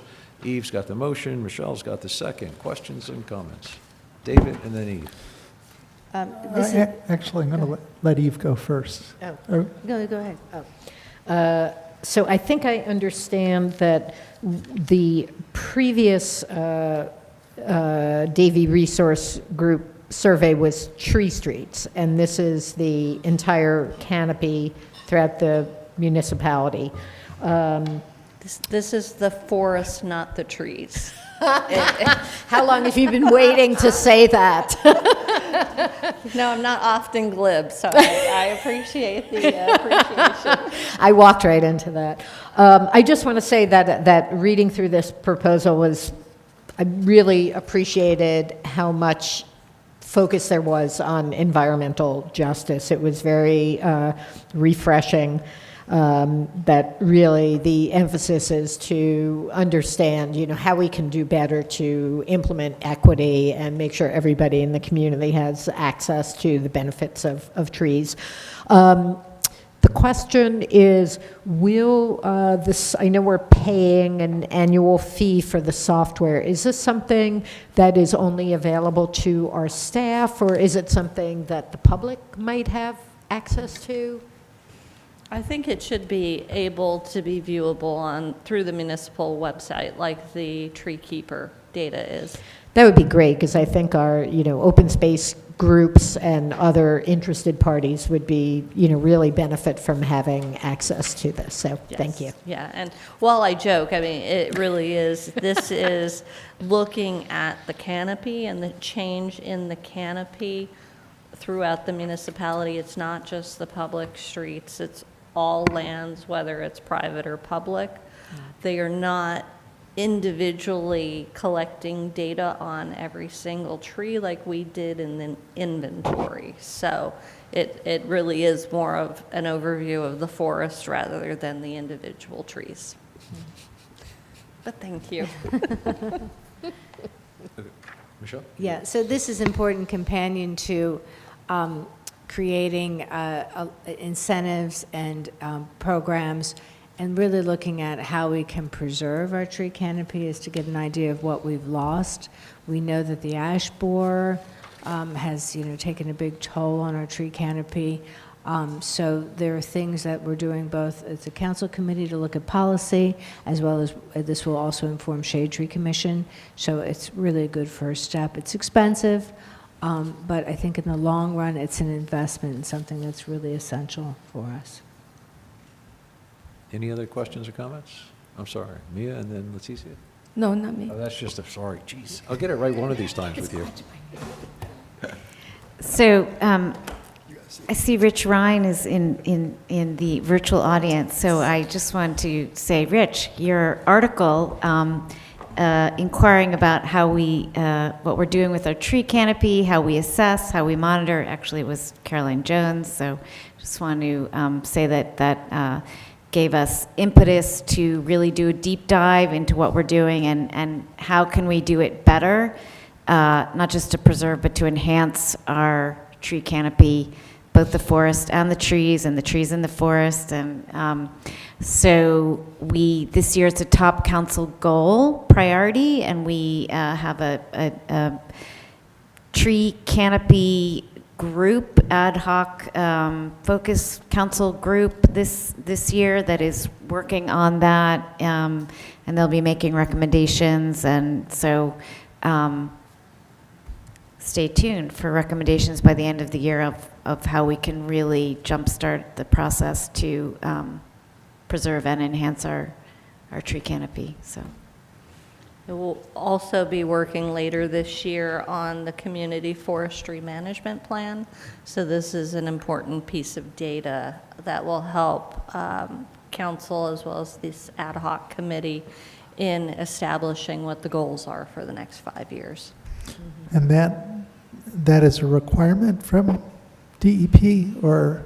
You're not required to have a community forestry management plan, but it does make certain grants available if you do have that accreditation.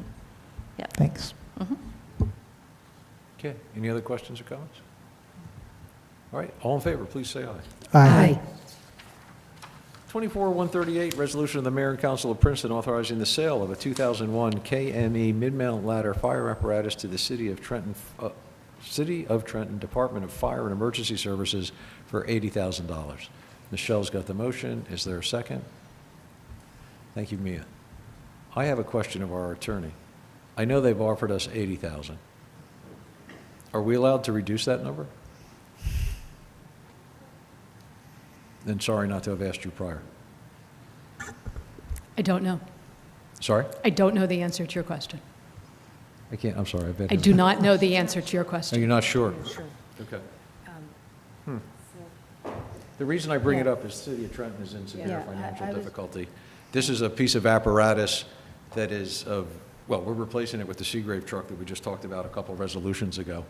The City of Trenton is in dire need of a piece of apparatus like this, and us having this piece of apparatus available to them is like a godsend.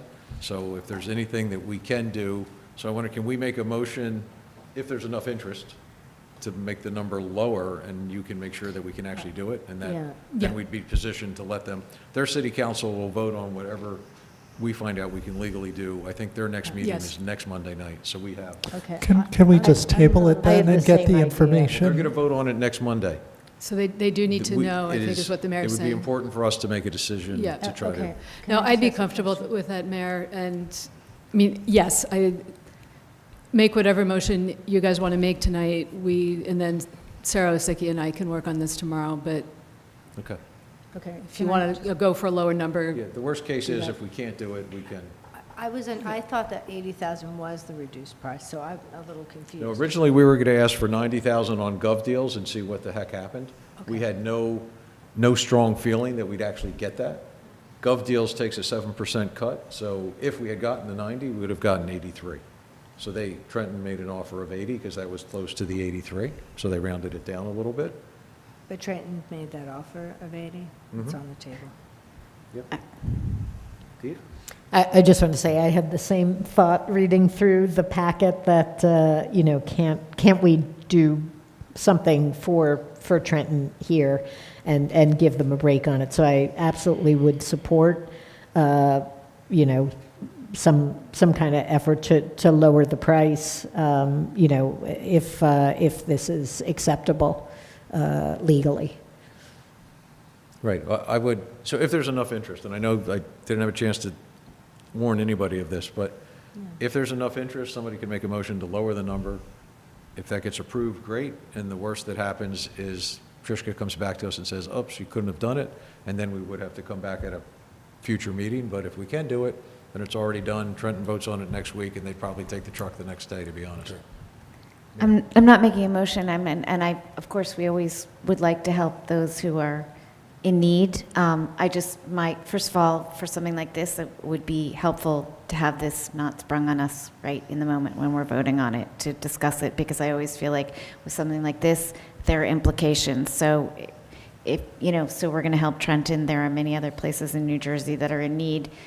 You know, where do we, how do we, you know, are we setting a precedent in terms of, you know, how we do what we do? And so anyway, I mean, I just, you know, don't like to do things on the fly like this. Yeah. David? Yeah, and I just would like to understand more about what it would mean for Trenton to get this break. In other words, you know, the money may not be entirely fungible, and it, you know, it may not go to uses that we would like to see it go to, you know, among the universe of possibilities. So I don't know, you know, I don't know how it's being funded in Trenton, and, you know, whether the fire department already has this budget, and whether it's not going to give the money to another department that might need the money more. There's just so little information to make the decision. Plus, as you know, chair of the finance committee and really wanting to be responsible with our money, I have concerns about it. And I also have concerns that it's really a moot point, because it sounds like something that we're probably not going to be allowed to do, not knowing the answer for sure, but knowing how purchasing in general works, both on the for sale and for acquisition side, that, you know, just giving away taxpayer dollars is not generally considered kosher. So Right, I would not term this giving away taxpayer dollars, since there's no guarantee you'd get this 80,000 from anybody else. But that's fine, that's just your opinion, but I just need to jump in and say that I'm not suggesting we throw away taxpayer dollars, but I'm saying if we can do something for the good of the city in our county, that's the capital of our state, that's probably worth thinking about. But if there's not enough interest, that's fine. The more important thing is we pass something tonight. And if we pass it at 80, that's great. That's still a great favor to them. Michelle, and then we'll work down the other list. So they're voting on it on next week? I mean, I believe their meeting is next Monday night, so Before they're our waiting next for us to anyway. do something Okay. tonight.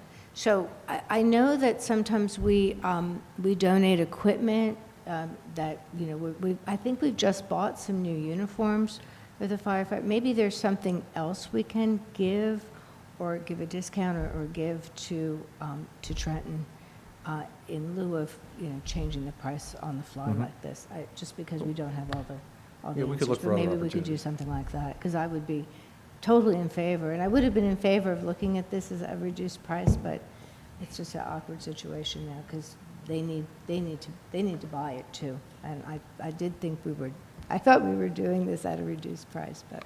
Yeah, no, all good, all good. Leticia, then, I think. Yes. Yeah, Leticia. So I don't, I'm not sure what the implications are, but I do recall years ago where one of our officers actually traveled to, I don't remember the country, but to make delivery of a fire truck, I believe. Nicaragua, correct. Nicaragua.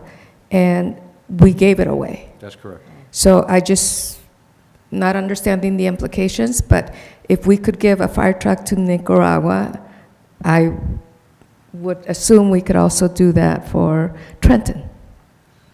Yep. Okay. Any other, I'm sorry, Eve. I'm just wondering, Mayor, are you looking for like us to come up with a number here to offer to Trenton? Yes. I mean, I guess the first thing is are there enough people who want to do this, and if so, what would our number be? Right. David? I have an alternative suggestion, which is they may have it on their agenda to vote on it Monday night, but they can table that as well and let us get some information and come back with a more informed decision, and then they can vote to accept whatever we are able to offer them at that time. But this feels really rushed and operating, you know, we're flying without instruments in a pea soup fog right now, and I think I would like to get some instruments or let the fog lift before we have a vote. Well, I would strongly suggest we do not put off a vote on something tonight, since the city of Trenton did not formally ask me to try to get the number reduced, but I just thought it was, I thought it was a no-brainer myself, but that's fine. It doesn't appear that there's enough support to change it, so I think it'd be in Trenton's best interest to approve what's on the table. Mia? I would say, I wouldn't characterize it as not enough interest. We do care about Trenton, but we are elected officials in Princeton, and we are right now, like, we have very needy people in our town, like at the Housing Authority, and there are certain requests that have come from the Housing Authority that have not been granted by the town that were less than this, and so, you know, I just want to make sure that we are prioritizing the needy residents in our town when we can. And, you know, if we have money like this to, you know, I mean, that is, let's say we cut it by 20,000, that's money that we are, you know, then I don't want us to say to, for example, the Housing Authority that we can't do something for them because we don't have it. I'm just, you know, in the whole scheme of things. That's fine. I mean, yeah, I don't but- agree with that logic, yeah. but it is logical. Well, But we that's have fine. limited resources, but most importantly, we agreed, they offered us a price, which I think was a reduced price, we agreed on it, we were here to vote on it tonight, and it just, to all of a sudden, out of the blue, bring something else up. It's all just good. Seems. It's all good. I know think- Trenton never charges us when they come into our town for mutual aid, but that's fine. So there's a motion to sell the truck for $80,000. That's been moved and seconded. No further questions or comments, I assume, at this point. All in favor, say aye. Aye. Okay, great. 24-139, resolution of the Mayor and Council of Princeton appointing members to the Princeton Advisory Committee on Affordable Housing, Human Services, and Racial, Social, and Economic Equity. Leticia, please. And then Leighton. And I moved it, Leighton seconded, but I did want to make some comments. I think as most everyone in our community is aware that on January 22nd of this year, we adopted an ordinance establishing the Affordable Housing, Human Services, and Racial, Social, and Economic Equity Advisory Committee. I am proud to share that the recruitment, application review, and interview process for our advisory committee was conducted with careful consideration and attention to detail. We took the time to ensure that each step was thorough and deliberate, allowing us to select a group of members who bring a diverse set of knowledge and skills to the table. This thoughtful approach will undoubtedly enrich our community and enable us to better serve our community. I wish to thank all who participated in this process. Tonight, I am thrilled to be able to announce the appointment of a dynamic and diverse group of individuals to our new advisory committee. And if you allow me to just mention the names of all the individuals, since this was published later in the day because we were finalizing and being able to reach out to everyone who was being appointed. The resolution is that is going to that's on the agenda tonight, appoints Edith Juarez, Arifa Canduala, Rene Obregon, Bernadette Alexander, Liana Janke, Ari Maisel, Willow Davies, Tamara Franklin, Priya Payman, Ming Kuang, and Stephanie Longo. This dedicated team will bring together a wide range of backgrounds, ethnicities, socioeconomic statuses, and lived experiences. This will ensure that we have a comprehensive understanding of the needs of our underserved community. Per the ordinance adopted earlier this year, this committee is made up of 9 regular members and 2 alternates. On the initial formation of the committee, and as required by the establishing ordinance, 3 of the regular members are being appointed for a 1-year term, 3 for a 2-year term, and 3 for a 3-year term. 2 of the selected candidates are designated alternates for a term of 1 year. By staggering the terms, we ensure continuity so that the terms don't all expire at the same time. Selection of 1, 2, and 3, and alternate terms were made fairly and equitable by drawing names. I mean, literally out of a hat. I think it was the hat you're wearing, correct? As terms expire, individuals interested in continuing to serve can then be considered for reappointment. And going forward, appointments and reappointments will be for a 3-year term. We are excited to collaborate with this talented group as we work together to address the unique challenges and opportunities facing our community. My colleague, Councilman Leighton Newland, and I are in the process of working with Human Services and the Affordable Housing Departments to organize the first meeting of the committee. Please stay tuned for updates on our progress and initiatives. Thank you, Leticia. Leighton. Thank you, Mayor. I just want to share very quickly with my colleagues, those who are gathered here in the municipal offices, and anyone within the sound of my voice, the following text message that I sent to my colleague Leticia Fraga.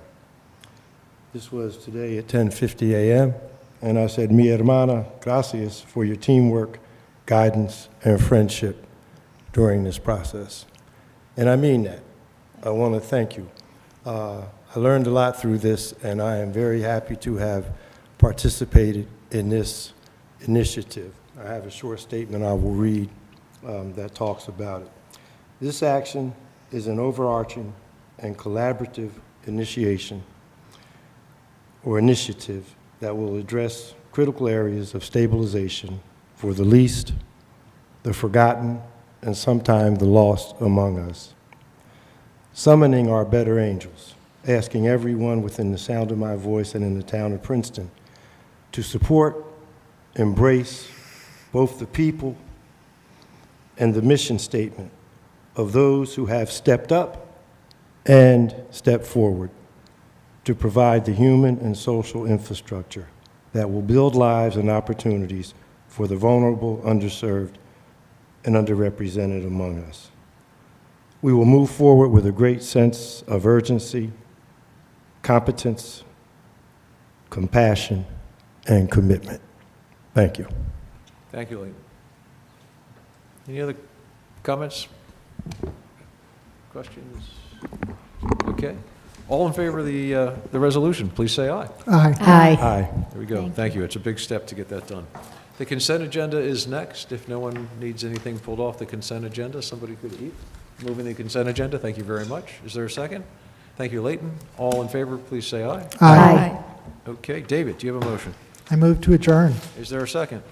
Thank you, Eve. All in favor, say aye. Aye. We are done. Thank you. Thank you. Thank you, Ms. Leah Khan, for always being here with us. Good job. I'm glad.